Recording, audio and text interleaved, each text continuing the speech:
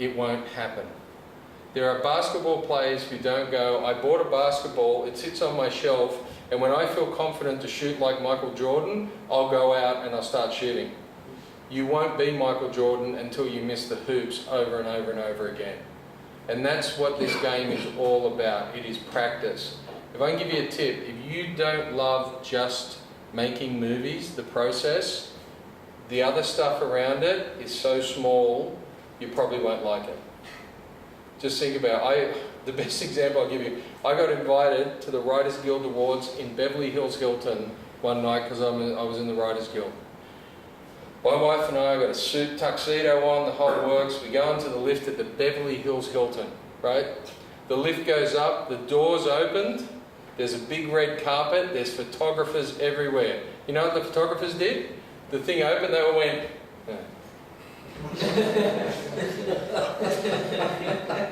You want to talk about humiliation and humbling? Oh, it's only a writer. They're waiting for Brad Pitt or Al Pacino to turn up. The thing was, I love what I do. I love making movies. I love figuring out stories. That's my joy. And that happens in a room basically at night after 11 o'clock for about 3, 4, 5 hours until I go to bed.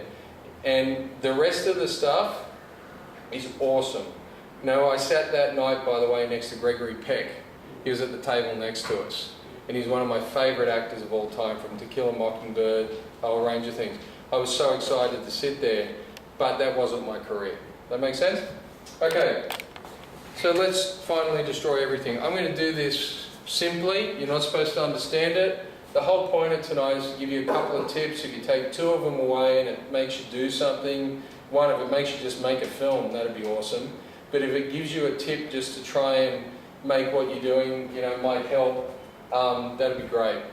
This, in a feature film, is effectively, you'll see this story over and over again. Now, you might say it's a formula, okay, if you want, but the analysis of this is effectively, you'll see this story told over and over again, and it'll be told in a number of different cultures. In fact, a lot of cultures tell the same story. It's the quest. What's interesting about here, I was talking to somebody the other night at dinner, and they were saying that storytelling, this is very much based on Aristotelian Greek storytelling. Bollywood's based on another type of storytelling. And it's really interesting now that we live in a world where you can go anywhere in a day on a plane, that you can actually start mixing these types of storytelling because that becomes really fresh. So, yep, we've had Singers King shot in the Gold Coast, right? But if you've got a Bollywood type story, I'll take, Slumdog Millionaire, for instance, or Lion, Sydney Film School. Our patron was a producer of Lion. Okay, you've seen Lion? Story from Australia, about India, a story about love and hope and and your awareness and your identity in the world. We'll start to see more of these kind of films happening. It's going to be an interesting world. At Bonn, I used to run Bonn University's film school, largest private film school, largest private university in Australia. And the really cool thing was, you would have a crew. The writer was Ethiopian, from Ethiopia, making a story about the civil war in Ethiopia. The director was German. The cinematographer was Chinese, the art director was Norwegian, and you'd see, and they'd all come together and make this film, and truly, it was wonderful. And so the more and more that, you don't have to lose your culture. It was a film about Ethiopia, and it was really, it was a true story, but it was really respectful to the culture of Ethiopia. But everyone working together, the storytelling, the style, all those kind of elements came together to make something different. I'll run through this very quickly. Film opens and you show the character in their everyday world. And what that means is, remember I said, how do they see the world? Who are they? What do they want? We meet them and they're in that mindset. So, and if they're an orphan character, they might be like 12. Okay? Something's going to happen to turn that world upside down. That's the beginning of your story. Okay? So our 12-year-old, right? We open up, he's with his mum. He loves her, he jokes with her, he has a really good relationship with her and she loves him dearly. What happens? Motivating incident, they pull into a gas station, car's carjacked, she's taken. He's standing alone at service station. He has to make a decision now. Does that make sense? He can't, what is he just going to do? Oh, who's going to take me home? He's worried his mother's gone. Everyday world, our what's the equivalent here of like the CIA?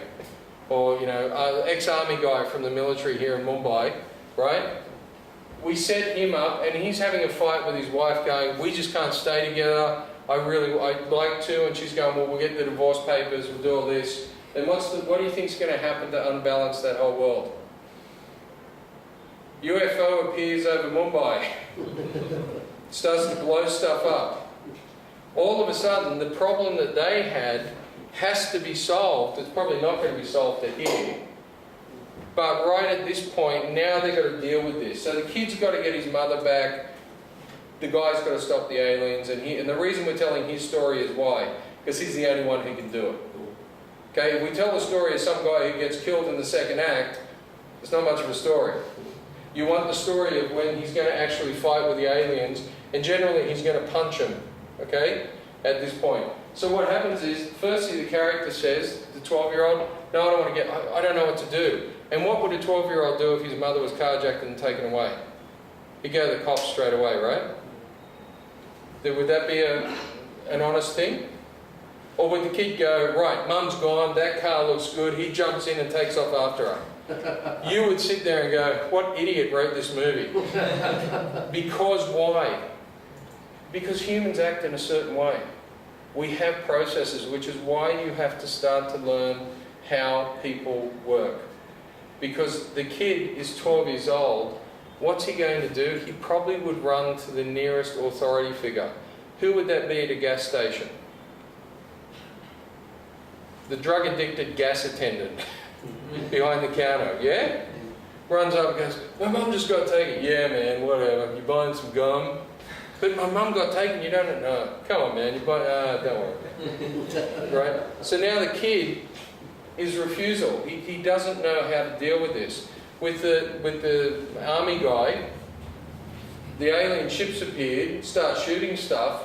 Now he's got to protect, he's going to try and protect his wife, because I think that's the kind of character he is. And what is he hoping is going to happen? He's probably going, oh, the Indian Air Force, they'll take care of that. Is that not what you do all the time? Cops will look after that for me. Sorry, buddy, guess what? You're it. But I don't want to be it. I don't want to have to deal with this. And why I'm saying that is, how many times in life, you're dealing with something, or it's going swell, and something happens that's bad, and what happens? You go, I don't want to deal with it. Because you know what's coming, and this is what, again, I'm not gospel, you can disagree with me. Humans hate change. Yeah. Do you agree with that or not? Yeah. We are always seeking to try and control change. And the fact of the matter is, nothing changes but change. Everything consistently changes. And why do we hate change? Bet you didn't think this was psychology class, right? Why do we hate change? Because it's unknown. We're terrified. You know, I have students, film and acting students come in. I unfortunately don't get to teach much anymore. This is a real pleasure for me to do it tonight, because I sit in this role of, what I do.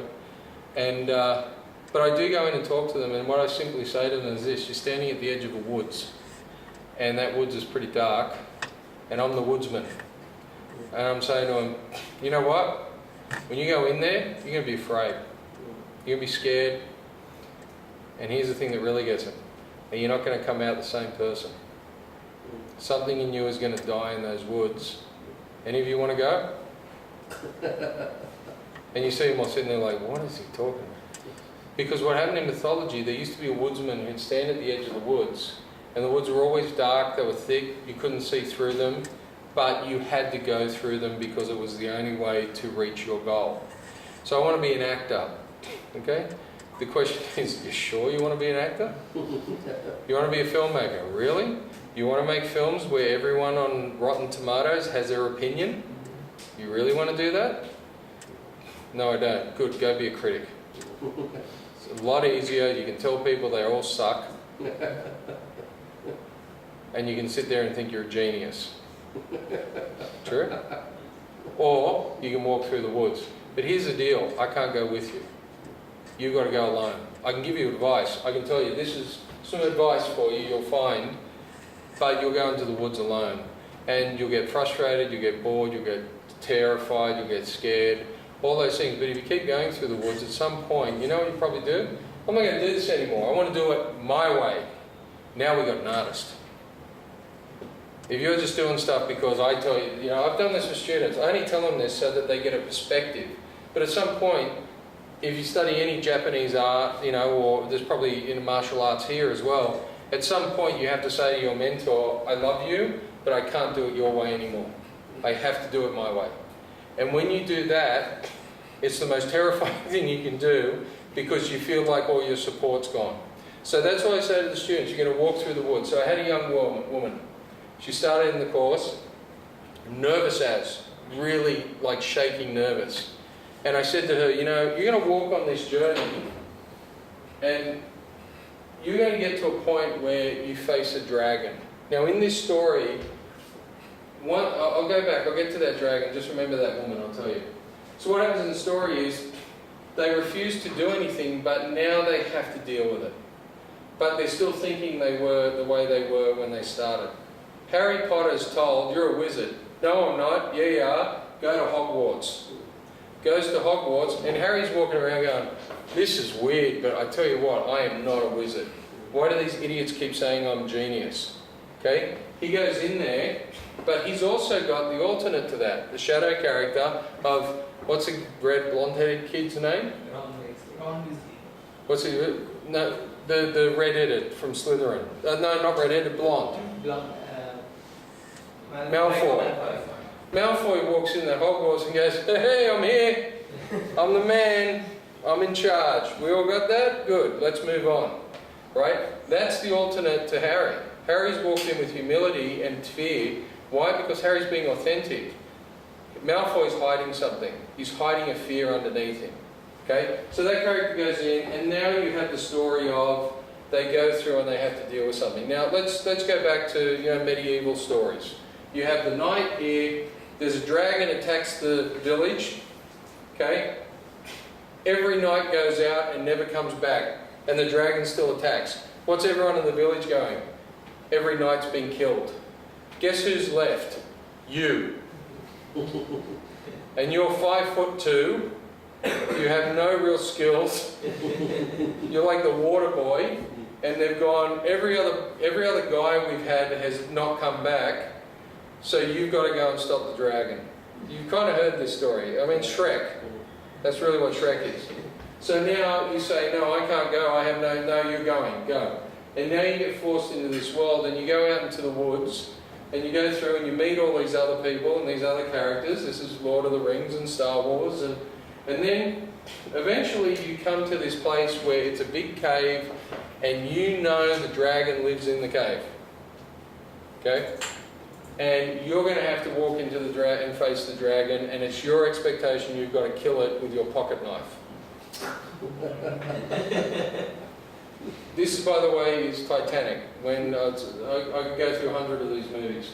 But you get to this facing the dragon. Remember that girl I told you about? She walks into the school. She wants to be an actor. She doesn't know why. Something's called to her.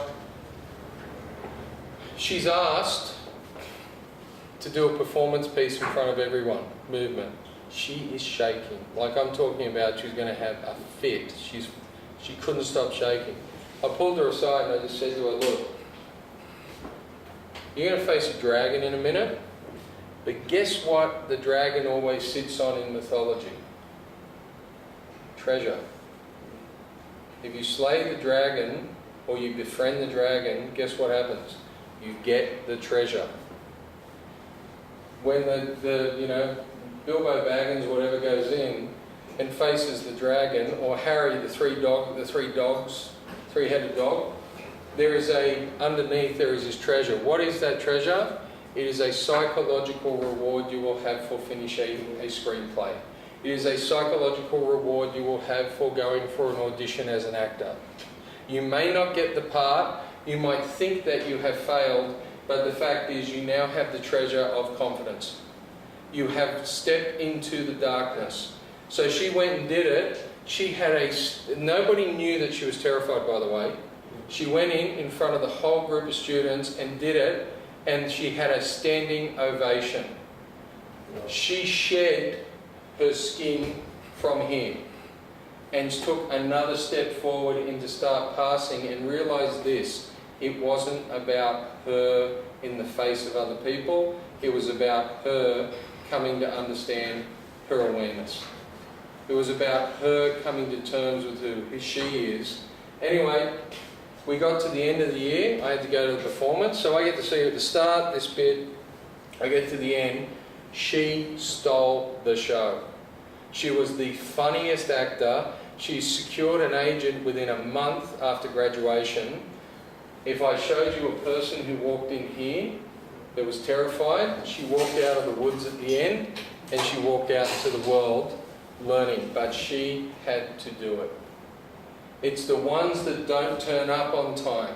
The actors who go, yeah, I was kind of sick yesterday, or the actors who turn up and don't know their lines, they think that they know how to snow me. The fact of the matter is, I know why they're doing it. Because if they fail here, they can say, oh, well, you know what, I didn't really try. That's called being a coward. Now, I'm very old-fashioned like that. If you want to do this, you go full on into it. Don't sacrifice people around you for it, but don't sacrifice time wasted. And when people tell me, I just don't have any time to write, really? Do you watch Seinfeld? Yeah, all the time. Do you watch Fill in Whatever Name? Yeah, all the time. That was 2 hours gone, that was 4 hours gone, that was 3 hours gone. It's not that you didn't have any time, it's that you didn't prioritise what's important in your life. You really didn't want to do this. What you really wanted was to tell people you wanted to make movies. A friend of mine today posted on Facebook, he's an ex-Marine, and it was a picture of all these Marines kind of running into battle, and it says, it doesn't count when you tell me you were going to join the Marines too. It doesn't count when you tell me you were going to join the Marines too. I cannot tell you the number of people I've met in this world who have said to me, you know what, I always wanted to make movies. I always wanted to be an actor. Well, you did nothing about it. No, you didn't. Oh, but you don't understand. Okay, yeah, maybe I don't. But the fact of the matter is, if somebody wants to do this, they don't do it because they want to be Julia Roberts or because they want to be Steven Spielberg. They do it because they really love doing it. Okay, and that's what this time does. So what happens is your characters go on this journey. They fail here because they still think the way they did. So our kid at 12 is still wanting the world to help him. When he gets here, guess where he's going to be in this story? He's going to be in the lair of the bad guys hiding in the air conditioning vent. And they're almost going to find him. Okay? Now when he understands why his mother was taken, and guess what? She was involved. Maybe not. Right, but this is where you have to develop your story more. When he realises now what this is really about, now he can take action in a way that he's thought beyond. When the guy over here, who we haven't designed, so this is going to be hard, gets to this point and realises the aliens have come for a different reason to what we think they've come for, now he's the only person who does. He now knows how to solve that problem. And look, I'm sorry folks, this might be a bit like, oh, I'm not getting this. This takes about a day, with about 4 or 5 clips in each stage for you to understand. But eventually what happens is the character is going to face off the bad guy and the good guy, which, you know what it is in the end? It's the negative side of a mythological archetype to a positive side. When Luke fights Darth Vader, they both had the same problem. But Darth Vader decided to destroy, Luke wants to save. That's what they're actually fighting. And who's going to win in the end? Okay? When Marlin, to save Nemo, Marlin has to trust Nemo to save himself.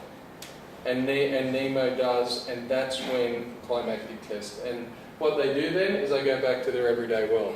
Watch Pixar, right? Remember Starting Nemo starts when they go on the school excursion? Where does it end? Back at the school excursion, But now, Nemo has a level of respect for what his dad says, and Marlin knows it's okay, Nemo's going to be all right. And at this point, the audience cries. The audience realizes that, okay, they've been on this journey.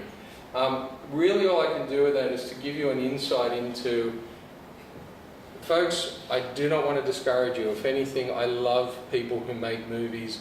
I love students who succeed at telling their stories. But understand, it's not as easy as you might think, because you're in for the long haul. If you think you're going to punch out a movie and everyone's going to get really excited and you've never done this, I had people come up to me, this one guy once at one of these seminars, and he said, look, that was really good, but I don't really read much. You want to be a writer and you don't read. That's like want to be a basketball player but you don't watch the game. Okay, if you haven't done it, that's fine. There's no problem. If you've never written a screenplay, never been for an audition, that's cool, because that's just the edge of the woods. You'll go in. But if you go in and do it, the journey is awesome. I cannot tell you how awesome it is. It's just that most of the students, a number of them I've had, the ones that have stayed with it, you know, unfortunately, I see on Facebook students I've had in the past, some of them really had talent. And I see they're now doing another career. It just got hard, and it's hard. Being an artist is a hard life. You know, it's not always easy. But I see that they've gone on, and I really do truly hope that those students have found, you know, some excitement and authenticity. And for some people, it's not the game. It was part of something they wanted to do for a while, and then they went, you know what, it's not me. And the other thing is, people change. They get to a point where they go, you know what, I've done that now, I want to move on and do something else. But if you're interested in doing this, all I'm saying to you is simply this: do it. If you want to be an actor, I'm sure you've got like community theatre. I'm sure you got it here. It's all over the world. Join a community theatre group and start acting. See what happens. You know, what we do all the time. If you want to be a writer, here's the deal: go home for 2 hours tonight, write a screenplay. You want to write a book, go home and write 1,000 words every day. That's all you have to do. And at the end of it, if it's really bad, write another one. And if it's really bad, write another one. And if it's really bad, and guess what? You might find I'm not a writer. And really what I liked was the idea of being a writer. But you know what? I'll give you an example. I wrote a book, I wrote a novel, you can buy it on Amazon. I wrote it in 2002. Put it out, it was like The Devil Comes to Town in Australia, Gold Coast. The whole place blows up. Wrote it, put it out to all of the publishers. I had an agent who said, yeah, we'd really like to represent you on this. I thought, wow, this is great. I'm seeing, what am I seeing? Stephen King here, right? It's going to happen. We put it out. None of the publishers are interested. I get one publisher who says, you know, in the end, the big publisher, they say, it's really good, but it's not for us in the end. So I've exhausted. There's nowhere else I can go. There's no American publisher that wants to buy a Devil Comes to Town story set in Australia. So I put it in my drawer on my computer and just forget about it. 2013, 11 o'clock at night, I'm sitting there cleaning up my office, and I come across this manuscript I wrote, it's a 600-page novel, and I start reading it, and I go, hey, this is pretty good, because I've forgotten about it. So what I did is I put it on Amazon. And I thought, you can publish on Amazon your novels, right? And so it took me like an hour, published on Amazon. I sold 4,000 copies. That's bestseller in Australia, right? And it's where's it selling? Des Moines, Idaho. It's selling all over America. But the fact was, look, I don't make any money out of it, but it was a real nice confidence kicker to go, hey, I was right. There was a market for this. And then I got the reviews. And the reviews were, to quote, this is a work of art. I just kept reading that one review. I love this novel. And you get others, you know, that are just like, you know, I've made feature films for $5,000 that ended up in Walmart.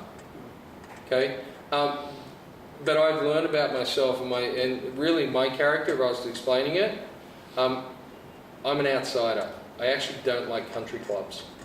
And there's a lot of people who in Hollywood love to be in part of the country club. Awesome. Love it. I'm just not that. I'm not built that way. I love coming to India. I love going to other markets. I like to I like to do different things, I always have, which is a problem in my value system, because if I want to join the country club, that's cool, you can do it, but I probably don't have the same value system as everyone else in the country club who are going, look at us, we're famous. You famous? I'm famous. I'm not interested, I don't care. Because I think, for me, my value system is I won't bore you with it, but it's a subjugation of my value system to sit there and say, we've reached the pinnacle because we're famous. That's not why I do this. I do this for other reasons, because I want to know about how the world works, and God forbid I actually want to know what the truth is, which is what we used to do in art. Now it's like, well, what agenda do you have to push? I can't tell you the number of movies and TV shows I watch, and I just roll my eyes at just the agendas that they put in. Does reality television rate well here? Yeah. You know why? It's because they're real characters. And I know that it's written, but the response that you have based on the other elements we were talking about, when you have, do you have Indian Idol? India Idol? Yeah. Okay. You're hoping all of them are great at their work. And then you laugh when they get undeserved misfortune because they can't sing. Okay? All these things are also in those kind of shows. So if you're somebody who wants to work in television, you can create those kind of shows, but you're going to find the same narrative elements. Yeah. And in the end, why do we watch those shows? Why do we watch, is it Indian Idol? India Idol? Or India's Got Talent or anything? It's because we're hoping that there's going to be somebody, one, who's great at what they do, but then you also go, oh, what a nice guy. Right? All of those things are elements. Now, I get shot down by a whole bunch of academics. I don't care anymore, because I think they're wrong. I think what storytelling is about is that you're an authority on a subject. It could be the harshness of life. It could be the inspiration of life. But let me tell you something, and we'll kind of get to a close on this. Only you can tell that story.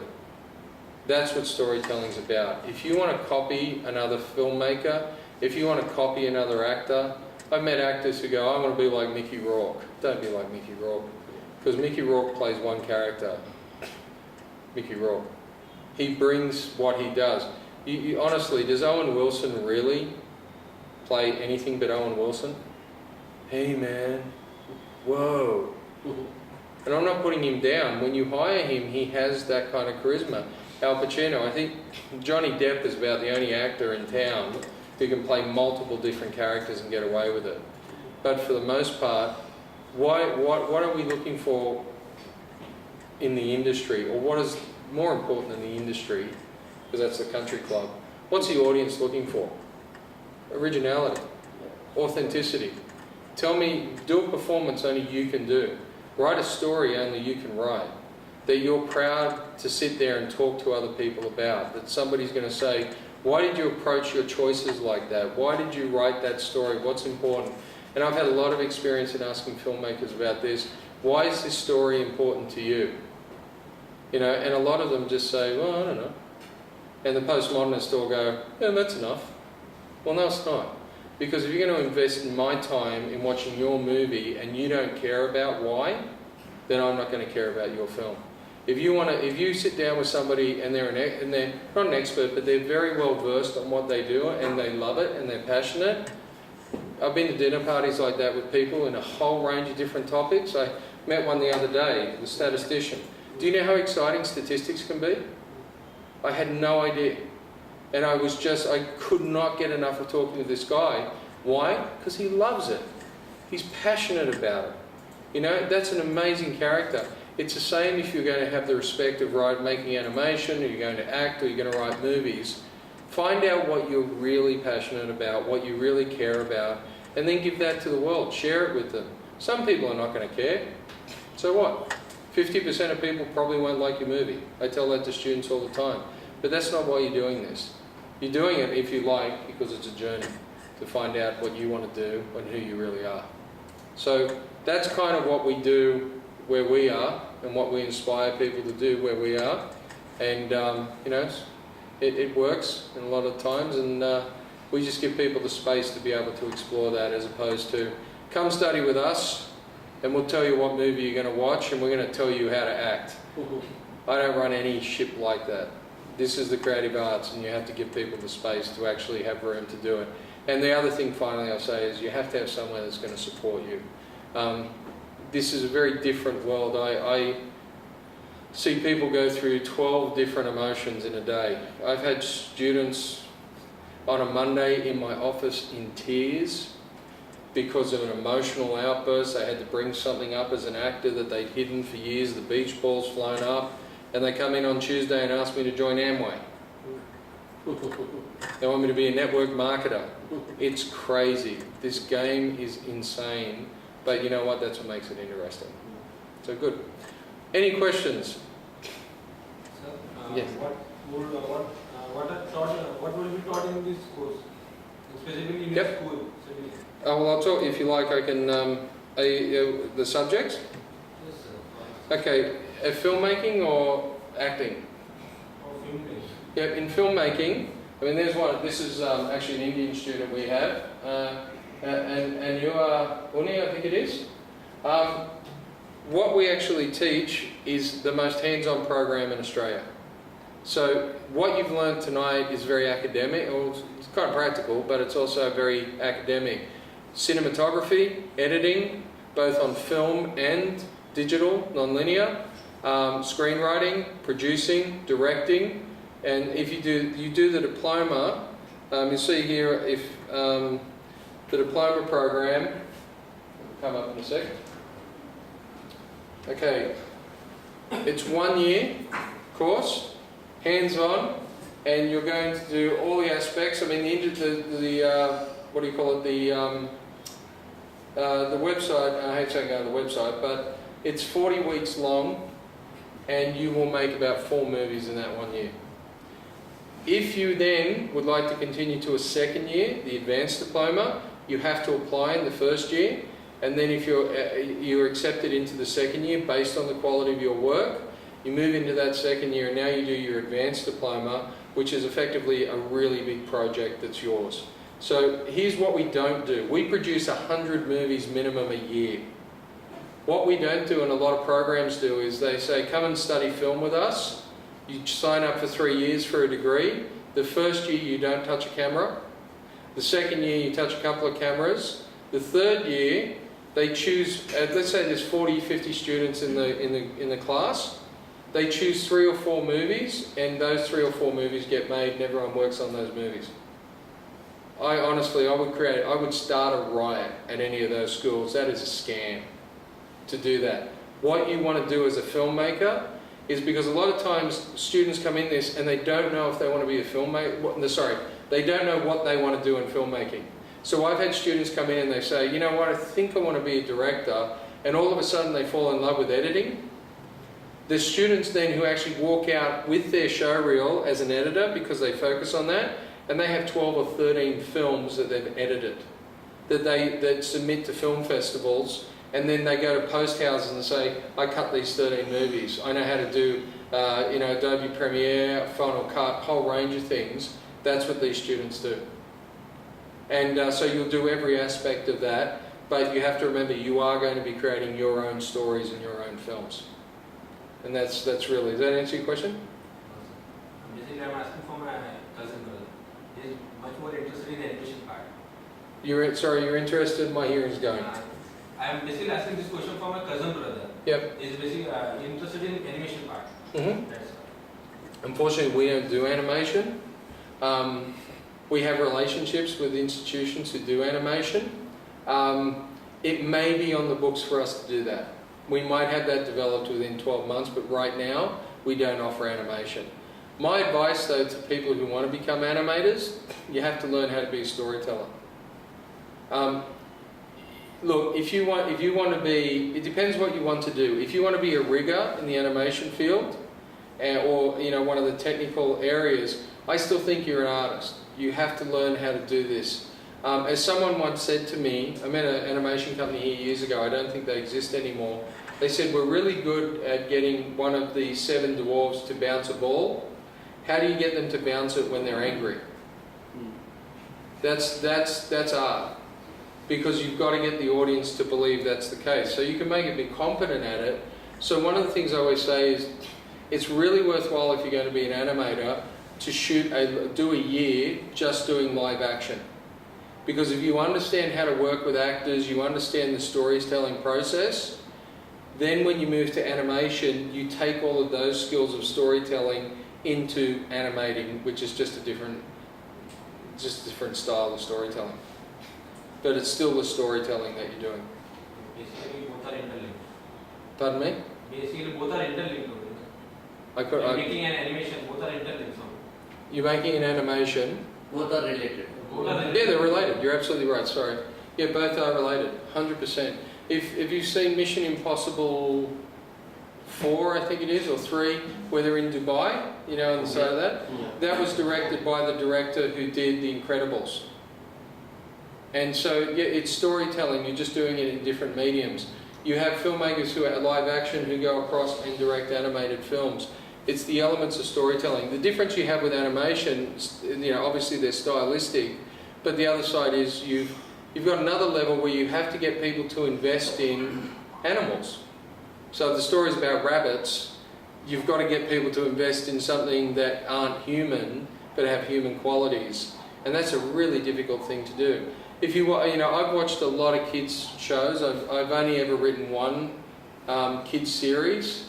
It got released. I'll never put my name on it. It was awful. I thought the scripts were great, and we had, you know, but they completely destroyed it, in my opinion.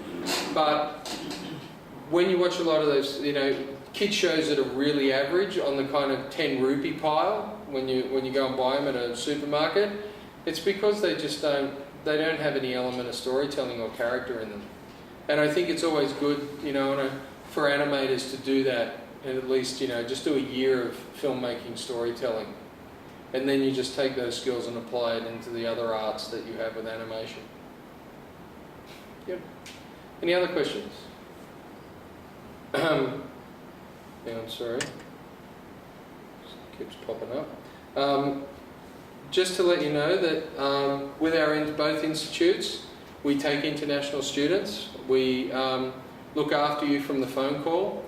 Effectively, you have to do applications and all those elements, but just to let you know, no problem. We've had lots of students from India come and study with us, either it's acting or filmmaking, no problem. You can come over and study with us. 1-2 year program. We have relationships and pathways into universities in Australia. Students love it. They come and study in Sydney. It's a wonderful city. An exciting place. It's just a really cool place to be. Around our campus that I showed you before, around the campus, come up, there are effectively thousands of apartments. And if I just turn this a little bit, you'll see this blue thing here. There are actually 79 apartments right next door, and they've just been finished. But as far as accommodation, safety, all those kind of things, Sydney's an awesome place to live and work, to come and study with us, and it's easy. We just make it easy for you if you are considering to come and study. And the other thing you can do is if you want to have a tour through the facility, we do that via virtual. Basically, you sit on Skype, we walk you around the school. If you want to talk to us at all, come, you know, we talk to you via Skype. Occasionally, like this, when I come out here, you can have a chat to me. I've got some really, you know, wonderful student officers who actually you can speak to as well. But, you know, all I can say about the institutes is what we're building is, on this building, there's 3 names on here. International Screen Academy for actors. The staff that I have are quite frankly amazing, and I'll just run through them quickly. Rebecca is in charge of our acting, she's the Director of Education. But Kevin Jackson here, Kevin actually taught Kate Blanchett. He was the head of National Institute of Dramatic Arts. Really lovely guy. Philip Quass, have any of you seen Hacksaw Ridge? Phil's in Hacksaw Ridge. And Julia Cotton is the top movement acting teacher in the country. You can go through and read all of their bios. But what we've done is everyone here works in the industry. And a lot of places say that, but really they work at a level where, you know, people like Phil Quass, Julia Cotton, just the 3 people that we have there are amazing. You know, he's one of Mel Gibson's best friends. He plays his wonderful role in Hacksaw Ridge. He's won the Laurence Olivier Award, I think it is, 3 times. And he's he's a good friend. I really like Phil. He's lovely. But the one thing that we do for our actors, you're not going to come there and we're not going to whip you. We're not going to scream at you and yell at you. What we've done is we don't believe that that's an ethos that helps people, especially creatives. What we do is we ask you to step up and be responsible, but we support you through the process. And that's one of the things that our students who graduate, they love. In fact, they keep coming back even after they graduate because they just feel a real kind of sense of warmth in the building.